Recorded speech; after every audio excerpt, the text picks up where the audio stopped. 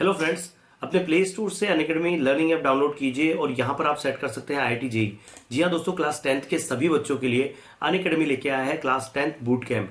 जो बच्चे class 10th में हैं और 2023 में IIT जेईई के लिए प्रिपेयर करना चाहते हैं, उन सभी के लिए अनअकैडमी लेके आया है कुछ स्पेशल। और वो स्पेशल क्या है? 6 दिन तक कुल मिला के 30 सेशंस होंगे, जिसमें इंडिया के टॉप एजुकेटर्स आपको सारी स्ट्रेटेजीज बताएंगे, सिलेबस बताएंगे, सारी चीजें बताएंगे जो IIT जेईई करने वाले किसी एक स्टूडेंट के लिए जरूरी है। जी हाँ दोस्तों, और कुल मिला के ये 6 दिन के सेशन जब कंप्लीट होंगे, उसके बाद 19th को आपका एक स्कॉलरशिप का एग्जाम होगा। जो बच्चे उस एग्जाम में टॉप करेंगे, शुरू के जो 3 बच्चे इस एग्जाम में जो टॉप करेंगे, उन सभी बच्चों को अनअकैडमी का IIT जेईई का सब्सक्रिप्शन फ्री में मिलेगा। साथ ही में जो आगे के बच्चे, मतलब कि रैंक 4 से लेकर के 20 रैंक तक के जो बच्चे होंगे, उनको 10,000 रुपीज का अमेजोन का वाउचर मिलेगा। और 21 से लेकर 50 रैंक तक के जो बच्चे हैं, उन सभी बच्चों को 3,000 का वाउचर मिलेगा। दोस्तों, आप देख सकते हैं हर दिन आपके लिए अलग अलग सेशंस रखे गए हैं, अलग अलग जो टीचर्स हैं वो आपको पढ़ा रहे हैं। इंडिया के जितने टॉप एजुकेटर्स हैं, फिजिक्स, केमिस्ट्री और मैथमेटिक्स के, सभी सर पढ़ा रहे हैं। मतलब सभी लोग जो अलग अलग कैटेगरी में, अलग अलग सब्जेक्ट के जो टॉप टीचर्स हैं, इंडिया के टॉप एजुकेटर्स हैं, वो यहाँ पर आपको पढ़ा रहे हैं। तो आप जाके उनकी क्लासेस को ज्वाइन कर सकते हैं। क्लासेस पूरी तरह से फ्री है। आपको इस वीडियो के डिस्क्रिप्शन में एक लिंक दिया है, आप वहां से जाके एनरोल कर सकते हैं और आप ऐप से भी एनरोल कर सकते हैं। आपको करना ये होगा कि जब आप इस कैटेगरी में जाएंगे तो वहां पर आपको एक कोड डालना होगा। आपको कोड डालना होगा पवन वाक, मतलब अनलॉक कोड होगा वो कोड डालते ही आप उस सेशन को फ्री में देख पाओगे। दोस्तों, 6 दिन का सेशन है, जाके देखिए, सारा कुछ फ्री है, कोई आपको पैसा देना नहीं है। जाके देखिए क्या हो रहा है, किस तरह से बता रहा है, किस तरह से सिखा रहा है, और डेफिनेटली मैं आशा करता हूँ कि आपको ये डेफिनेटली पसंद आएगा। Hello everyone, welcome to Pawan Vaak academy. आशा है आप सब लोग अच्छे होंगे और सुरक्षित होंगे। चलिए कंटिन्यू करते हैं हमारी क्लास 10th का जो चैप्टर चल रहा है, life process and living organism part 1 वाला। काफी छोटा चैप्टर था और बहुत इजी चैप्टर था। लास्ट मैंने आप लोगों को लिपिड्स वाले पार्ट तक करा दिया था कि जो लिपिड्स होते हैं हमारी बॉडी में एडिपोज कनेक्टिव टिश्यूज में स्टोर रहते हैं। पर ग्राम यानी कि 1 ग्राम लिपिड से कितने किलो एनर्जी मिलती है? 9 किलो कैलोरीज एनर्जी प्रोड्यूस्ड होती है। और आज से हम लोगों को विटामिन वाला स्टार्ट करना था, so let's start. Vitamins are a group of heterogeneous compounds of which essential for proper operation of various processes in the body। यहाँ पे जो विटामिन है, बहुत सारे हेट्रोजीनियस कंपाउंड्स का ग्रुप होते हैं। आप लोगों ने केमिस्ट्री में पढ़े होंगे heterogeneous and homogeneous. The meaning of heterogeneous is कि उसमें बहुत सारे डिफरेंट कंपाउंड्स हो, और होमोजीनियस का मतलब सिंपल जो एक कंपाउंड होता है, right? Heterogeneous is the different compounds and make a one mixture. So this is heterogeneous compound. Vitamins are the heterogeneous compounds जो कि हमारी बॉडी में बहुत सारी प्रोसेसेस होती हैं, उनके प्रॉपर फंक्शनिंग में बहुत ही एसेंशियल होते हैं। There are mainly 6 types of vitamins: A, B, C, D, E and K। Total 6 vitamin होते हैं ABCDE के, जिसमें से हमारे ADEK ये फैट सॉल्युबल है। फैट सॉल्युबल का मतलब होता है कि ये सिर्फ और सिर्फ फैट्स में ही डिसॉल्व होंगे, बाकी किसी और में नहीं। बच्चे आपकी B एंड C ये है हमारे वाटर सॉल्युबल, दैट मीन कि ये सिर्फ और सिर्फ वाटर में ही डिसॉल्व हो सकते हैं, बाकी किसी अदर लिक्विड या फ्लूइड में नहीं। इसीलिए जो विटामिन बी और सी है वो हमारे ऑल ओवर बॉडी पार्ट्स में फाउंड आउट होते हैं, बिकॉज हमारी ऑल ओवर बॉडी 75% बॉडी किससे बनी हुई है? वाटर से बनी है, राइट? जो हमारी टोटल 75% बॉडी वाटर से बनी है, तो जो वाटर सॉल्युबल विटामिन है बी एंड सी वो भी ऑल ओवर बॉडी में फाउंड आउट होंगे। बट ADEK हमारे ऑल ओवर बॉडी में फैट नहीं होता है, ये कुछ ही सेल्स और कुछ ही जगह पर प्रेजेंट होता है। तो जो हमारे विटामिन हैं ADEK ये ऑल ओवर बॉडी में फाउंड आउट नहीं होते हैं, स्पेशली कहाँ होते हैं? लिवर में। सबसे ज्यादा कहाँ होंगे? लिवर में होंगे। इसके अलावा एडिपोज टिश्यूज में, क्योंकि अभी हमने लास्ट क्या देखा था कि जो लिपिड्स यानी कि जो फैट्स हैं कहाँ स्टोर्ड होते हैं? एडिपोज कनेक्टिव टिश्यूज में तो जो हमारे विटामिन हैं एडीई के, ये भी तो हमारे एडिपोज कनेक्टिव टिश्यूज में फाउंड आउट होंगे क्योंकि है तो फैट सोल्यूबल। और इसके अलावा जो फैट है वो हमारे लिवर में स्टोर होता है, तो लिवर में भी हमारे जो फैट सोल्यूबल विटामिन हैं एडीई के, ये फाउंड आउट होते हैं। ओके, नेक्स्ट पॉइंट है we have seen that FADH2 and NADH2 are produced in the processes like glycolysis and Krebs cycle। हमने देखा था स्टार्टिंग वीडियो में ग्लाइकोलिसिस और Krebs cycle में हमारे दो प्रोडक्ट्स बने थे FADH2 and NADH2। So vitamins like riboflavin, that mean vitamin B2, vitamin B2 होता है उसको हम लोग riboflavin कहते हैं, and nicotinamide, that mean vitamin B3 are necessary for their production. That mean कि ग्लाइकोलिसिस और Krebs साइकिल प्रोसेस में जो हमारे प्रोडक्ट रिलीज होते हैं FADH2 एंड NADH2, इनके प्रोडक्शन के लिए vitamin B2 and vitamin B3 necessary है। अगर विटामिन B2 और विटामिन 3 किसी भी लिविंग ऑर्गेनिज्म की बॉडी में नहीं प्रेजेंट है, ग्लाइकोलिसिस और Krebs साइकिल की प्रोसेस होगी, बट जो प्रोडक्ट बनना चाहिए FADH2 NADH2 वो हमारी बॉडी में नहीं बनेगा या बहुत ही कम बनेगा। So this is the reason. There is about 65 to 70% in our body, जैसा कि मैंने बताया कि हमारी बॉडी में एटलीस्ट 70% वाटर होता है and each cell contain 70% water weight by weight. और हर एक सेल में जो खुद का सेल का वेट होता है ना, वो आधा 70% वाटर का ही होता है। Blood plasma also contain 90% of water. Blood में प्लाज्मा होता है, ब्लड होता है ना, उसमें प्लाज्मा होता है, रेड ब्लड सेल्स होते हैं, व्हाइट ब्लड सेल्स होते हैं, प्लेटलेट्स होती हैं। Plasma is a liquid part of the blood.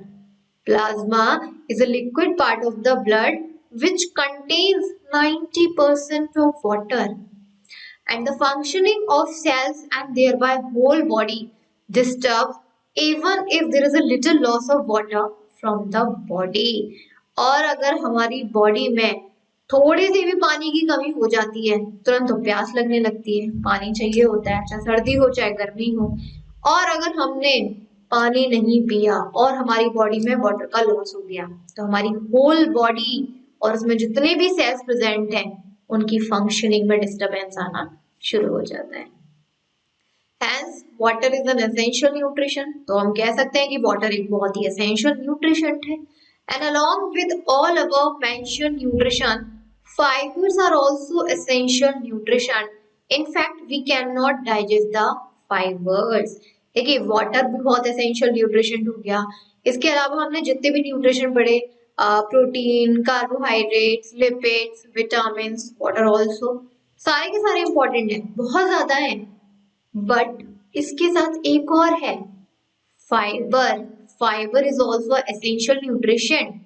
Fibre is the undigested food, right. Fibre क्या है, जैसे हम खाना खाते हैं तो खाना खाने के टाइम सारा खाना तो डाइजेस्ट नहीं होता, कुछ अनडाइजेस्टेड फूड भी होता है जिससे हम क्या कहते हैं, फाइबर कहते हैं, जो हमारी बॉडी में कभी भी डाइजेस्ट नहीं होता है। However, they help in the digestion of other substances and the digestion of undigested substances। ये फाइबर क्या करता है, जो हमारा अदर सब्सटेंसेस हैं उनको डाइजेस्ट करने में हेल्प करता है, और जो अनडाइजेस्टेड सब्सटेंसेस हैं उनको हमारी बॉडी से इजेस्ट करने में हेल्प करता है। जैसे हम दाल खाते हैं, मैं फाइबर बता देती हूँ होते क्या है। हम लोग दाल खाते हैं तो दाल के टाइमिंग पर क्या होता है, वो छिलका होता है उसके ऊपर, राइट। मम्मी बना है, छिलके वाली दाल होती है, मम्मी बना देती है। दाल इंपॉर्टेंट है, छिलका काय बात का है, स्टिल हम खा रहे हैं, फाइबर है। क्या है ये, फाइबर है, अनडाइजेस्टेड है, और जो मतलब फाइबर हमारी बॉडी में डाइजेस्ट तो होता नहीं है, बस काम क्या करता है, जो हम खाना खा रहे हैं उसको डाइजेस्ट होने में हेल्प करता है, और जो खाना डाइजेस्ट नहीं हो पाया है उसको हमारी बॉडी से इजेस्ट करने का हेल्प करता है। Same as it is fruits होते हैं, सेब हुआ, सेब छोड़ो, सेब की बात नहीं करते, वाटरमेलन हुआ। वाटरमेलन में क्या है, बहुत सारे बीज होते हैं, कोई कोई तो निकाल देता है लेकिन कोई कोई खा जाता है बीज। बीज किस काम के हैं, कुछ नहीं, क्या है वो, फाइबर ही तो है, like that. We obtain the fibres from leafy vegetables. हमें फाइबर्स कहाँ कहाँ से मिलते हैं? Leafy vegetables. लीफी वेजिटेबल्स मतलब जो जैसे मेथी, पालक एंड मिंट, धनिया, लाइक दैट। फ्रूट्स, फ्रूट्स में एक तो जो छिलका हम लोग खाते हैं, सेब है, सेब का वो छिलका उतारा जाता है? कभी भी नहीं, वो भी तो खाया जा रहा है। छिलका क्या है? वो फाइबर ही तो है। सीरियल्स, सीरियल्स में जैसे हम बात करें तो पल्सेस तो आई जाती हैं। सीरियल्स में गेहूं होते हैं, गेहूं के ऊपर भी तो सीड कोटिंग होती है, तो उसको भी तो हम खा रहे हैं। क्या है? फाइबर ही है इसमें हमारा। ठीक, यहाँ तक आपके जो न्यूट्रिशन वाला पार्ट था फिनिश हो गया। कहाँ, कैसे, क्यों रहता है, किसमें हेल्प करता है, सब कुछ बता दिया। यहाँ से आपका अब न्यू टॉपिक स्टार्ट हो रहा है, वो है cell division and essential life process. देखिए, लाइफ प्रोसेस बहुत सारी होती है, nutrition, digestion, excretion, egestion, digestive system, respiration, बहुत सारी लाइफ प्रोसेसेस होती हैं। ठीक है, इसको तो हम पढ़ेंगे ही पढ़ेंगे। लेकिन एक इम्पॉर्टेंट लाइफ प्रोसेस है, वो है सेल डिवीजन, सेल का डिवाइड होना। Cell division is one of the very important properties of cells and living organisms. Cell division एक बहुत ही इंपॉर्टेंट प्रॉपर्टीज है सेल्स और लिविंग ऑर्गेनिज्म के लिए। Due to this property only a new organism is formed from existing one. इसी प्रॉपर्टी की वजह से जो बेबी है ना प्रोड्यूस्ड हो पाती है, क्योंकि पहले से ही एक लिविंग ऑर्गेनिज्म प्रेजेंट है। उस लिविंग ऑर्गेनिज्म की बॉडी से कुछ सेल्स प्रोड्यूस्ड हुए, बने, डिवाइड हुए और एक न्यू ऑर्गेनिज्म यानी कि बेबी को प्रोड्यूस किया। A multi cellular organism grows up and emaciated body can be restored. एक मल्टी सेलुलर ऑर्गेनिज्म जो बेबी होता है, मल्टी सेलुलर होता है, ग्रो होता है और देन उसकी जो पूरी बॉडी है दोबारा से रिप्रोडक्शन की प्रोसेस यानी कि दोबारा से अपने बेबी को प्रोड्यूस करने के लिए तैयार हो जाती है। This is cell division. अब एक और मैं एग्जांपल देती हूँ, अगर इस वाले से समझ नहीं आया तो मेरे पास बहुत सारे एग्जांपल है। एक बात बताइए, सपोज करिए हमारे को चोट लग गई यहाँ पर, राइट। एक हफ्ते बाद आप देखते हो ये जो चोट है धीरे धीरे धीरे करके घाव जो होता है वो बढ़ता चला जाता है, स्किन भी आ जाती है, दोबारा से सब कुछ ठीक हो जाता है। जैसे पहले स्किन थी दोबारा से हो जाती है। बचपन में बहुत हुआ होगा, साइकिल से गिरते हैं, भागते भागते गिर गए, कुछ भी हुआ, देखते हो ना चोट लगी एक हफ्ते बाद ठीक हो गई। कैसे ठीक हो गई? What is the reason behind it? The reason is cell division. कि यहाँ के इतने बीच की जब चोट लगी तो यहाँ के जो सेल्स थे वो डिस्ट्रॉयड हो गए ना, डैमेज्ड हो गए कि नहीं हो गए? लेकिन जो इसके आसपास के सेल्स थे वो तो ठीक थे, उन्हें तो कुछ नहीं हुआ था ना। तो जो आसपास के सेल्स थे उन्होंने कौन सी प्रोसेस को फॉलो किया? सेल डिवीजन की प्रोसेस को फॉलो किया, राइट। जैसे एक सेल था यहाँ पर, उस सेल्स ने अपने आप को दो में डिवाइड कर लिया, फिर इन दो ने चार में कर लिया, फिर चार ने आठ में कर लिया। तो बाकी के जो सेल यहाँ आसपास के थे वो ठीक थे, उन्हें कुछ नहीं हुआ था, उन्होंने अपने आप को डिवाइड किया और जो यहाँ पे जो सेल डिस्ट्रॉयड हो गए थे दोबारा से लेयर आना, न्यू सेल्स आना शुरू हो गए और जो दोबारा से स्किन होनी चाहिए वो पूरी आ गई। This is called cell division. तो इसीलिए कहा गया है कि हमारी लाइफ प्रोसेस का बड़ा इंपॉर्टेंट पार्ट है, वरना ऐसे तो हमारे कितनी बार चोट लगेगी, कभी ठीक ही नहीं होगी अगर सेल डिवाइड नहीं होंगे। होता है this one. There are two types of cell division as mitosis and meiosis. हमारी बॉडी में दो टाइप के सेल डिवीजन होते हैं, एक होता है माइटोसिस, एक होता है मियोसिस। क्यों होते हैं ये भी देख लेते हैं। क्योंकि हमारी बॉडी में ना दो टाइप के सेल्स प्रेजेंट होते हैं। एक होते हैं आपके somatic cells, the first one is somatic cells and the second one is आप बोल सकते हो germ cells कह दीजिए, germ cells, reproductive cells। reproductive cells से जल्दी याद हो जाता है तो हम लोग reproductive cells की बात करते हैं। हमारी बॉडी में टोटल सोमैटिक सेल्स है, आई मीन टू से टोटल टू टाइप्स के सेल्स होते हैं, सोमैटिक एंड रिप्रोडक्टिव सेल्स। कैसे? ये तो आप लोगों को पता ही है कि हमारी बॉडी में टोटल कितने क्रोमोसोम्स होते हैं? 23 पेयर्ड में होते हैं, जिसमें से 22 होते हैं आपके कैरेक्टर वाले। बॉडी के कैरेक्टर होते हैं ना, हाइट का कैरेक्टर, इसके अलावा स्किन कलर का कैरेक्टर, बाकी ये सब चीजें बहुत सारे होते हैं। बाकी बचा एक कैरेक्टर, वो होता है आपका सेक्स कैरेक्टर। यही होता है सेक्स, ये होता है आपका सेक्स कैरेक्टर। सेक्स कैरेक्टर से यानी कि कौन मेल है और कौन फीमेल है। यही होता है हमारा सेक्स कैरेक्टर। तो यहाँ पे जो सेक्स कैरेक्टर है यानी कि जो सेक्स वाला क्रोमोसोम है उसे हम लोग बोलते हैं रिप्रोडक्टिव सेल्स। जो एक सेल होता है ना, एक पेयर होता है एक्स एक्स और एक्स वाई। एक्स एक्स होता है फीमेल के लिए, एक्स वाई होता है मेल के लिए। ये होता है रिप्रोडक्टिव सेल्स।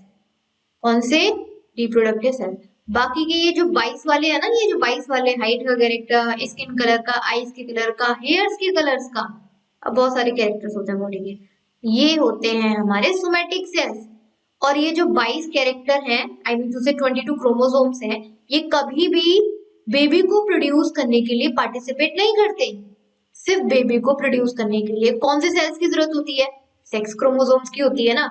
ये कैरेक्टर वाले जाते हैं उसमें? बिल्कुल भी। कौन से जाते हैं? सेक्स क्रोमोसोम्स जाते हैं। जैसे हम क्या बोलते हैं, जर्म सेल कह दो या रिप्रोडक्टिव सेल्स कह दो। और सोमैटिक सेल्स होते हैं जो हमारी बॉडी के कैरेक्टर यानी कि जो 22 क्रोमोसोम्स थे। तो दो टाइप के सेल्स हो गए ना, बचपन से पढ़ते आ रहे होंगे लेकिन भूल जाते हैं या नए वर्ड से कंफ्यूज हो जाते हैं। अब देखिए, हमने अभी देखा कि जो सेल डिवीजन है वो भी टू टाइप्स की होती है, एक माइटोसिस और एक meiosis.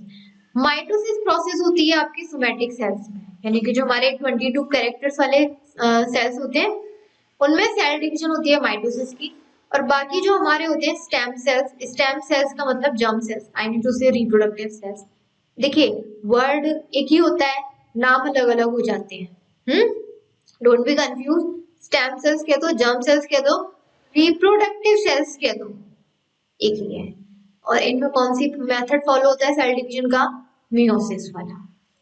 Before study of a cell division, we should know the structural organization of a cell that we have studied earlier.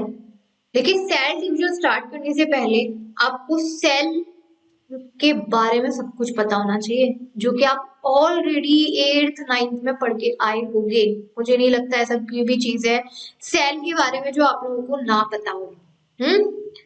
Cell में आप लोग पता है, सेल में प्लाज्मा मेम्ब्रेन होती है, प्लांट सेल हो तो सेल वॉल होगी, न्यूक्लियस होता है, सेल ऑर्गेनल्स होते हैं like endoplasmic reticulum, ribosomes, lysosomes, like that. So each cell has a nucleus and besides other cell organelles are also present. Nucleus तो होता ही होता है, बाकी के जो सेल ऑर्गेनल्स हैं वो भी प्रेजेंट होते हैं, बहुत सारे होते हैं, mitochondria, Golgi Appitas, endoplasmic reticulum, ribosomes, lysosomes, all of them. Okay. Now the pair of each type of chromosomes are present in 2n condition. एक चीज आपको जो याद रखनी है, वो क्या याद रखनी है कि जो क्रोमोसोम्स होते हैं हमारी बॉडी में वो पेयर्ड होते हैं। हम लोग पढ़ते हैं ना 23 क्रोमोसोम्स हैं। कितने क्रोमोसोम्स हैं हमारे? 23 हैं। 23 यानी कि 46 है। क्यों? कि पेयर्ड में होते हैं। पेयर्ड, ये जो 2n लिखा हुआ है ना, 2n का मतलब पेयर्ड कंडीशन, जिसे हम लोग बोलते हैं डिप्लॉइड।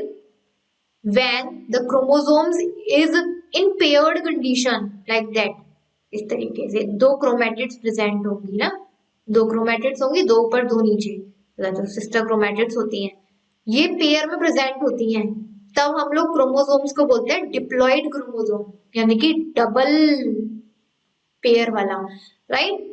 अगर यहाँ पे सिंपल एन लिखा होता ना, दैट मीन क्रोमोसोम आपका हैप्लॉइड है। हैप्लॉइड मतलब सिंगल पेयर है, उस पे सिर्फ एक सिस्टर क्रोमैटिड ऊपर है और एक सिस्टर क्रोमैटिड नीचे है। ठीक, इतना क्लियर हो गया होगा आप लोगों को। Whereas single chromosomes of each type is present in N. देखो यहाँ पे लिखा भी हुआ है कि अगर पेयर्ड कंडीशन में है तो 2n से लिखिए, और अगर सिंगल में है तो हम सिंपल n से लिखेंगे। And their structure like the one shown in figure given beside. आपको यहाँ पे देखो थोड़ा सा इस तरीके से स्ट्रक्चर दिखाया, बट मैं और अच्छा दिखा दूंगी आप लोगों को। देखिए, क्रोमोसोम का थोड़ा स्ट्रक्चर ही बना लेते हैं। ऐसे होता है, जैसे आप लोगों ने 9th और 8th में थोड़ा सा देखा होगा, इस तरीके से। बीच में सेंट्रोमेयर होता है, ऊपर ये सिस्टर जो आर्म्स हम लोग बोलते हैं, आर्म्स बोल देते हैं। अभी तो ये सिंगल है, एक ऊपर एक नीचे, पेयर में नहीं है, तो हम सिंपल कैसे रिप्रेजेंट कर देंगे? एन से। अब यही डबल हो जाए, एक ऊपर आ जाए एक नीचे आ जाए, थोड़ा सा डायग्राम वैसा हो गया, तो ये पेयर में आ गई ना, दो ऊपर दो नीचे, तब हम इसे कैसे लिखेंगे? 2n। This is the structure. वो थोड़ा सा छोटा सा दिखाया हुआ था, क्या समझ में आता? मैं नहीं बताती है। चलिए स्टार्ट करते हैं। सबसे पहले जो सेल डिवीजन है वो है माइटोसिस, जो हमें पढ़ना है। Somatic cells and stem cells divide mitosis. Somatic cells या फिर स्टेम सेल्स यानी कि जो हमारे रिप्रोडक्टिव सेल्स होते हैं कौन सी प्रोसेस के थ्रू डिवाइड होते हैं? माइटोसिस के through. Mitosis is completed through two main step. Mitosis cell division दो स्टेप्स में कंप्लीट होता है। पहला है कैरियोकिनेसिस, दूसरा है साइटोकिनेसिस। कैरियोकिनेसिस का मतलब होता है न्यूक्लियस का डिवीजन और साइटोकिनेसिस का मतलब होता है साइटोप्लाज्मिक का डिवीजन। आप लोगों ने 9th में पढ़ा होगा सेल डिवीजन। जैसे एक सेल है, अब इस सेल को डिवाइड होना है तो सेल के अंदर जो न्यूक्लियस होता है पहले वो डिवाइड होता है।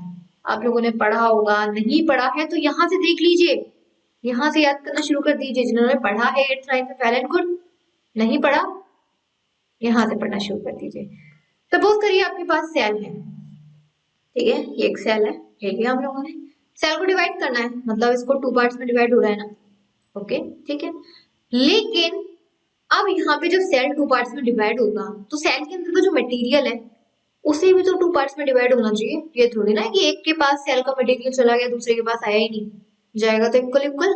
तो यहाँ पर क्या होगा सबसे पहले कि सेल के अंदर जो न्यूक्लियस प्रेजेंट होता है पहले वो दो पार्ट्स में डिवाइड होता है, हाफ हाफ, और इस प्रोसेस को बोलते हैं कैरियोकाइनेसिस।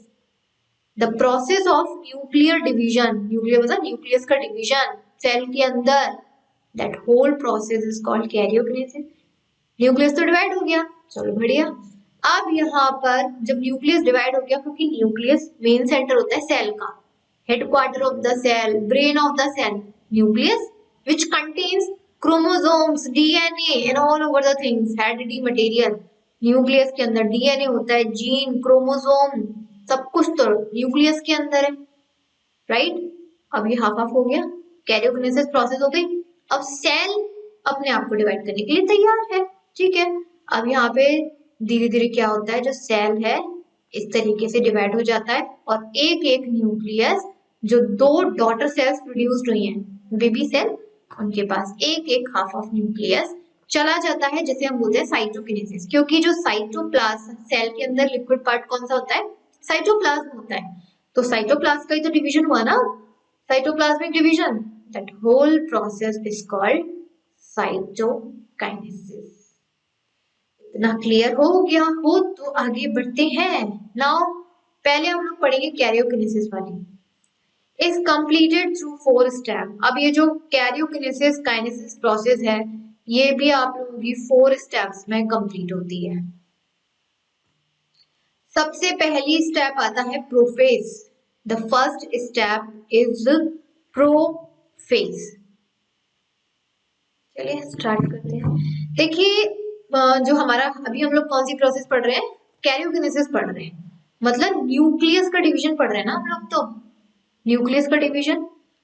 अब ध्यान रखिए, अगर आप लोगों ने 8th और 9th में थोड़ा सा न्यूक्लियस के बारे में पढ़ा हो तो होता क्या है, न्यूक्लियस के अंदर इस तरीके से ना ये धागे धागे से प्रेजेंट रहते हैं न्यूक्लियस के अंदर, ऐसे टेंगल्ड फॉर्म में उलझे हुए धागे। देखिए आप सब लोगों ने देखे होंगे ऐसे ऐसे उलझे उलझे से धागे। इसी तरीके का टेंगल्ड थ्रेड, टेंगल मतलब उलझा हुआ, थ्रेड मतलब धागा, धागा मतलब, तो टेंगल्ड थ्रेड न्यूक्लियस के अंदर प्रेजेंट होते हैं, जिसको हम लोग बोलते हैं क्रोमेटिन मटेरियल। Chromatin material. क्योंकि एक एक चीज से स्टार्ट करना है तो भाई एक एक चीज को समझ के भी करना पड़ेगा। सबसे पहले क्या है, न्यूक्लियस है। मैंने सेल नहीं बनाई, मैंने न्यूक्लियस बनाया है। न्यूक्लियस के अंदर क्या था, इस तरीके से ये टेंगल्ड फॉर्म में धागे प्रेजेंट थे, जिसे हम लोग क्या बोलते हैं, क्रोमेटिन मटेरियल। देखिए प्रोफेज 1 में होता क्या है। प्रोफेज 1 में, in prophase the condensation of basically thin thread like chromosome start. यानी कि जो हमारे थ्रेड लाइक स्ट्रक्चर था, जैसे हमने क्रोमेटिन मटेरियल का, ये कंडेंस होना स्टार्ट कर देते हैं। क्या होना, कंडेंस होना स्टार्ट कर देते हैं। और कंडेंस होने के बाद शॉर्ट हो जाते हैं, जैसे हमारे क्रोमोसोम्स होते हैं ना, इस तरीके से, ऐसे इस तरीके से आना शुरू हो जाते हैं। पहले उलझे हुए थे, राइट, जैसे हम बोले थे क्रोमेटिन मटेरियल। अब ये पूरा क्रोमेटिन मटेरियल क्या है, कंडेंस होना स्टार्ट हो गया। और जैसे ये कंडेंस होना स्टार्ट हुआ, जितने भी हमारे वो थ्रेड थे वो शॉर्ट हो गए, थिक हो गए एंड क्रोमोसोम की फॉर्म में आ गए और उनके ऊपर सिस्टर क्रोमैटिड्स भी आ गई। मतलब इस तरीके से अपना जो एक क्रोमोसोम का स्ट्रक्चर होता है ना, दो सिस्टर क्रोमैटिड के साथ, इस तरीके से ये पूरी तरीके से अपनी परफेक्ट क्रोमोसोम्स में आ जाती है। सेंट्रियोल्स, देखिए यहाँ पर क्या होता है कि न्यूक्लियस के पास सेंट्रियोल्स होते हैं, दो स्ट्रक्चर होते हैं जिसे हम लोग बोलते हैं सेंट्रियोल्स। अब यहाँ सॉरी एक होता है सेंट्रियोल, सॉरी एक होता है सेंट्रियोल्स अपने आप को डुप्लीकेट करता है, यानी कि एक और अपनी 2 कॉपी बना लेता है। एंड यहाँ पर मैं थोड़ा सा स्ट्रक्चर बनाती हूँ। यहाँ पे देखिए न्यूक्लियस था, यहाँ पे इसके अंदर पूरा क्रोमोसोम प्रेजेंट है जो पूरे कंडेंस हो गए हैं, शॉर्ट हो गए, थिक हो गए। उसके बाद यहाँ पर जो सेंट्रियोल्स प्रेजेंट रहता है, एक होता है, पहले तो अपने आप को डुप्लीकेट करेगा, अपनी 2 कॉपी बना लेगा, ठीक है बना ली। जब इसकी 2 कॉपी बन जाती है तो इसकी जो 2 कॉपी बनी है ना, वो इसके साथ नहीं रहती, इसके दूसरे अपोजिट डायरेक्शन में, अपोजिट पोल्स पर, एक नॉर्थ साउथ में अपोजिट पोल्स में क्या है आ जाती है। और प्रोफेज 1 में कौन कौन से, न्यूक्लियस की जो न्यूक्लियर मेम्ब्रेन होती है और जो इसके अंदर न्यूक्लियोलस होता है वो डिसअपियर होना, गायब होना शुरू हो जाता है। देखिए जो आप स्टेप्स पढ़ रहे हो ना, इस स्टेप्स में मेन है कि आप उनके स्टेप्स याद रखो कि एक्चुअली इन स्टेप्स में कौन कौन सी चेंजेस हो रहे हैं। तो प्रोफेज 1 में कौन सा चेंज हुआ, क्रोमेटिन मटेरियल कंडेंस होके परफेक्ट क्रोमोसोम, पेयर्ड क्रोमोसोम्स में कन्वर्ट हो गया, ठीक है। उसके बाद जो सेंट्रियोल्स होते हैं, सेंट्रियोल क्या करते हैं, अपने आप को एक और कॉपी बनाता है, डुप्लीकेट कॉपी, और वो जो डुप्लीकेट कॉपी है इसके अपोजिट साइड, अपोजिट डायरेक्शन में चली जाती है। इसके अलावा जो न्यूक्लियर की मेम्ब्रेन होती है और न्यूक्लियस के अंदर एक और छोटा सा गैप लाइक स्ट्रक्चर स्पेस होता है जिसे बोलते हैं न्यूक्लियोलस, वो डिसअपियर, गायब होना शुरू हो जाता है। ठीक, प्रोफेज 1 हो गया। नेक्स्ट आ जाइए, नेक्स्ट फेज आता है यहाँ पर metaphase. Next phase is metaphase. Now the nuclear membrane completely disappear in metaphase. जो न्यूक्लियर मेम्ब्रेन होती है ना, न्यूक्लियर के चारों तरफ पूरी तरीके से गायब हो जाती है मेटाफेज में। Now the chromosomes complete their condensation and become clearly visible along with the sister chromatids. और जो क्रोमोसोम्स हैं वो भी पूरी तरीके से अपनी परफेक्ट शेप में आ जाती हैं और दिखाई भी देने लगते हैं। जब हम उसको लाइट माइक्रोस्कोप से देखाएंगे ना मेटाफेज में, तो क्रोमोसोम अपनी अलग अलग अलग दिखाई देंगे। और इसके अलावा chromosomes are arranged parallel to equatorial plane of the cell. देखिए होता क्या है, जैसे मैं यहाँ डायग्राम बनाती हूँ आप लोगों के लिए, एक सेकेंड, हाँ यहाँ पर जैसे ये छोटा बन गया थोड़ा, जैसे ये पूरा हमारा क्या था, न्यूक्लियस था, इसके अपोजिट पोल्स पर सेंट्रियोल्स प्रेजेंट थी, राउंड स्ट्रक्चर शेप, एक तरीके से मैग्नेट का काम करते हैं। थोड़ा सा फिजिक्स में पहुंच जाए हम लोग, फिजिक्स में पहुंच जाते हैं, चलो ठीक है। फिजिक्स में क्या होता है, आप 2 मैग्नेट रख दो, 2 मैग्नेट लो, एक नॉर्थ में ले लो, साउथ में ले लो, 2 मैग्नेट लो। अब बीच में क्या करो, एक आयरन का पीस ले लो या निकल का पीस ले लो, उसको बीच में रख दो। अब जहां पर मैग्नेट रखी है 2, सबसे पहले बात तो मैग्नेट क्या करेंगी, मैग्नेटिक फील्ड को प्रोड्यूस करेंगी, करेंगे कि नहीं करेंगी। यहाँ पे इस तरीके से मैंने 2 मैग्नेट रख दी, तो मैग्नेट ने क्या किया, अपने चारों तरफ मैग्नेटिक फील्ड बना ली, इस तरीके से बना लेती हैं, फिजिक्स में पढ़ते ही हो आप लोग, मैग्नेटिक फील्ड बना ली। अब मैग्नेटिक फील्ड क्या करेगी, जो आयरन का पीस है, ना तो वो इधर जा पाएगा ना वो इधर जा पाएगा।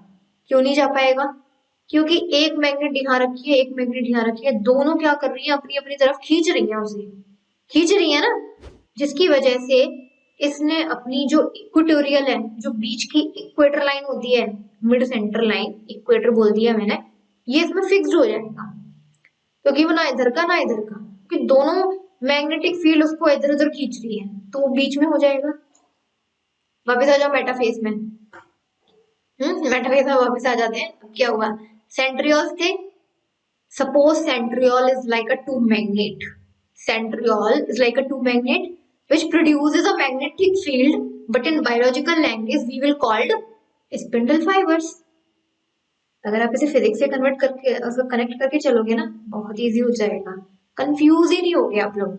यहाँ पर क्या थे, सेंट्रियोल्स थे, लाइक अ मैग्नेट। सेंट्रियोल, अब मैग्नेट क्या करती है, मैग्नेटिक फील्ड प्रोड्यूस करती है। अब यहाँ पे सेंट्रियोल्स ने क्या किया, इसी तरीके से पूरी फील्ड बना ली, जैसे हम लोग बोलते हैं स्पिंडल फाइबर्स। क्या था इसमें, कुछ भी नहीं। अब स्पिंडल फाइबर्स क्या करेंगे, जो यहाँ पे क्रोमोसोम्स हैं, जैसे सपोज करो chromosome is like a piece of nickel और iron which is placed between the two iron, I mean to say two magnets. What will happen, जो ये हमारे क्रोमोसोम्स हैं वो इधर मिड सेंट्रल लाइन में प्लेस्ड हो जाएंगे ना, अरेंज हो जाएंगे, कि नहीं हो जाएंगे। There are two magnets in opposite direction, and when we placed a iron or nickel piece between center, it will it will fixed in center. ना तो वो नॉर्थ में जाएगी ना साउथ में जाएगी। वाई, बिकॉज जो दोनों मैग्नेटिक फील्ड उसको इधर उधर खींच रही है दोनों तरफ। It will fixed in centre. यहाँ पर भी तो यही हो गया, सेंट्रियोल्स थी, सेंट्रियोल ने स्पिंडल फाइबर्स प्रोड्यूस करी, जिसकी वजह से हमारे chromosomes mid line equatorial plane में अरेंज्ड हो गए, क्योंकि वो ना उधर जाने की ना इधर जाने की। राइट, मैग्नेट आ गया कि नहीं आ गया, लिखा भी हुआ है यहाँ पर। अब आप पढ़ लीजिए, थ्योरी पढ़ ली, सब आ जाएगा। Now the all chromosomes are arranged parallel to the equatorial or central plane of the cell, and special type of flexible protein or spindle fibers are formed between centromere and the chromosomes of both centriole। इसमें क्या हुआ कि दोनों centriole जो opposite direction में placed थे और जो बीच में हमारे क्रोमोसोम प्रेजेंट है, इनके बीच में कौन सी लाइन की फॉर्मेशन हो गई, मैग्नेटिक लाइंस की, मतलब स्पिंडल फाइबर्स की। हो गई कि नहीं हो गई, ये होता है आपका मेटाफेज। मेटाफेज में क्या हुआ, मेटाफेज में जो हमारे सेंट्रियोल्स डुप्लीकेट हो गए थे अपोजिट पोल्स पर, उन्होंने स्पिंडल फाइबर्स की फॉर्मेशन कर दी मैग्नेटिक फील्ड की, जिसकी वजह से हमारे क्रोमोसोम्स पैरेलल लाइन में इक्वेटोरियल या फिर सेंट्रल प्लेन में क्या हो गए, अरेंज्ड हो गए। ये होता है हमारा मेटाफेज। इजी लग रहा होगा क्योंकि अभी हमने ना इसको फिजिक्स से मतलब क्या करते कनेक्ट कर दिया। अभी मैं डायरेक्ट बायोलॉजिकल बता देती ना तो मेरे ख्याल से आप कंफ्यूज हो जाते। मेरा यही है, आप ना किसी भी टॉपिक को एक ऐसे टॉपिक से कनेक्ट कर दो जो आपको बहुत अच्छे से आता है। और मेरे ख्याल से जो मैग्नेट वाला कॉन्सेप्ट है ये बच्चा जानता है, राइट। तो ये मैंने कनेक्ट कर दिया एंड आई होप आपको क्लियर हो गया होगा। उसके बाद एनाफेज आता है, लेकिन एनाफेज को हम लोग नेक्स्ट वीडियो से कंटिन्यू करेंगे। मेटाफेज तक समझा दिया है, और जो आपका न्यूक्लियर विटामिन और फाइबर वाला था वो आप एक बार रिवाइज कर लीजिए, नोट्स बना लीजिए। बाकी के इसके जो बाकी के फेसेस है, साइटोकिनेसिस है और मियोसिस है, उसको हम नेक्स्ट वीडियो में कंप्लीट करेंगे। ओके, तो स्टूडेंट अपने नेक्स्ट वीडियो में नेक्स्ट टॉपिक के साथ bye bye to all and thank you.